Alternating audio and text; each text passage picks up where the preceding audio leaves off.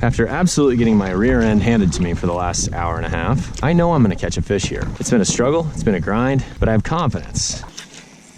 I'm committed to catching fish shallow. I can't figure them out deep.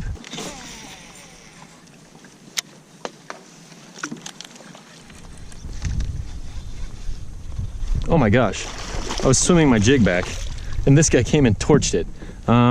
Maybe that tells me I need to be throwing a swim jig or just swimming this.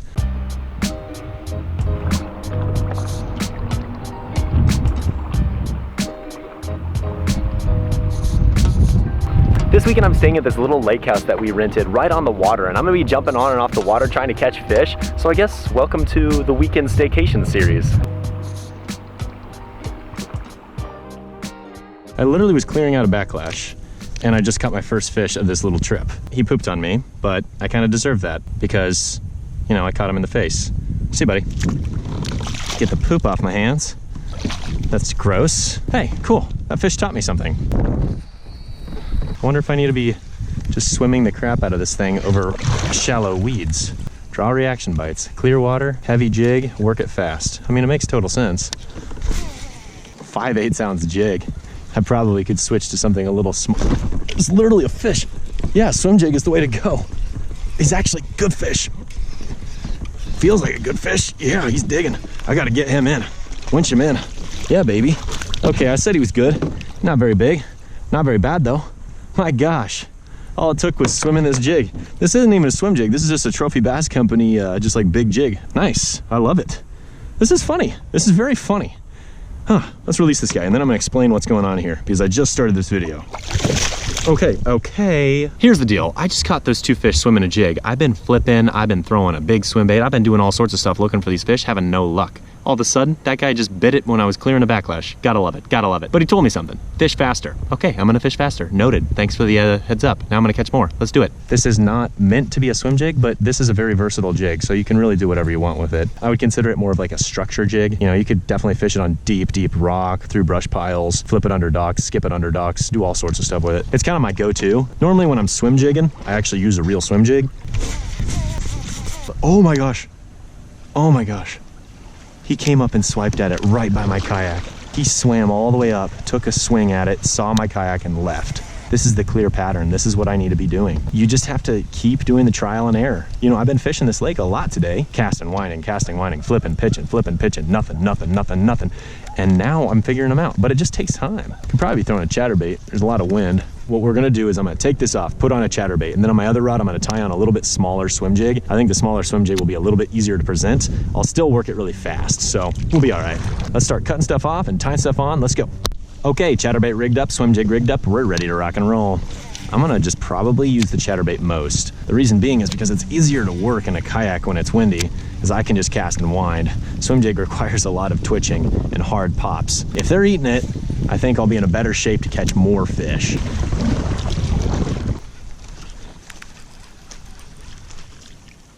Oh my gosh.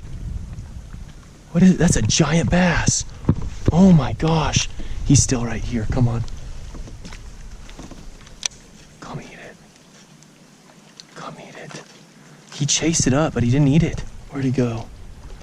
Son of a gun. Where did he go? No. Why? He like chased it up, but he didn't eat it. I think he was getting ready to eat the chatterbait and then he ran out of water. And I almost got him to eat the swim jig, literally 3 feet from my kayak. Guys, there's something funny going on about these bluegill in here.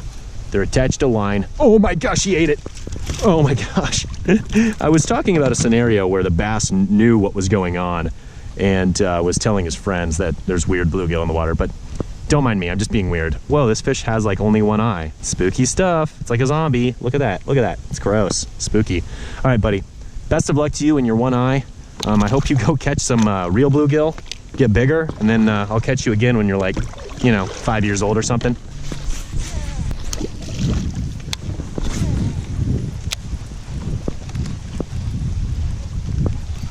Oh, there's one. Yeah, baby. Yeah, baby. Woo! Ah! He splashed me. Okay, I get it. Oh, geez. Oh, geez. Got to hit a dock. Okay, buddy. Yeah. I like chatterbaits too. Look at that, guys. Okay, relax. Guy, I understand.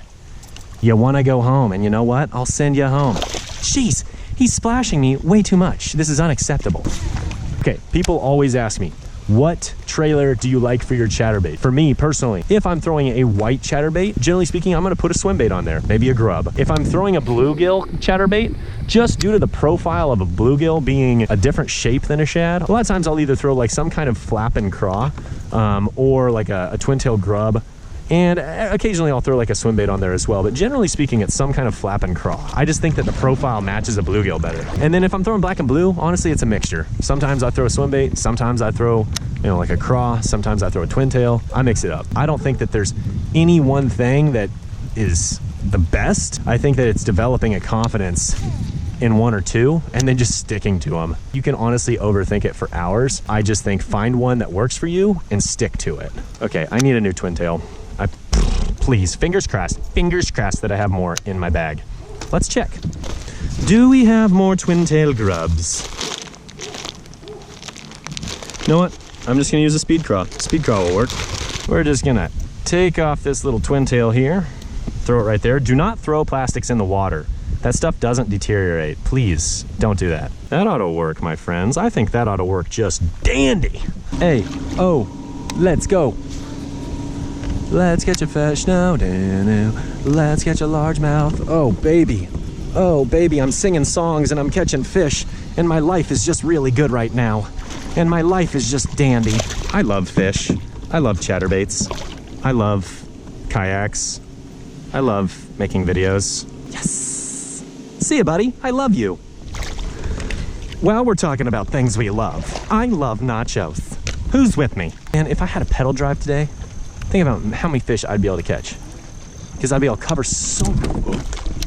No. Rod down.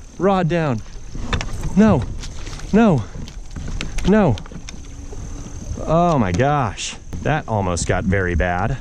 The fact that that's the first time that's ever happened, though, is honestly impressive. If I would have been in 30 foot of water, I probably would have lost it, and that would have sucked. Okay, I put this rod on this side now, so won't have any issues with casting. 99% of the time, I always put it on that side, and for some reason, I didn't put it on that side this time. Here's the deal. Here's what we're gonna do. Oh my gosh, I got one. Decent fish. I was just ready to make a money move, and then this guy ate out of nowhere. I was like, here's what we're gonna do. And I was gonna be like, I'm gonna paddle up here and I'm gonna catch a fish. And it's like, nah, man, you don't even gotta paddle. Okay, he's not bad. Probably a little 14 and a half. Solid chunk. I'm loving it. See you, buddy. Life is pretty dang gravy right now. Hello. Those people in their pontoon are thinking, wow, honey, I just witnessed a lunatic. There's my karma coming to say hello. I gotta say hello to karma because scratching karma's head is way more important than catching a fish right now.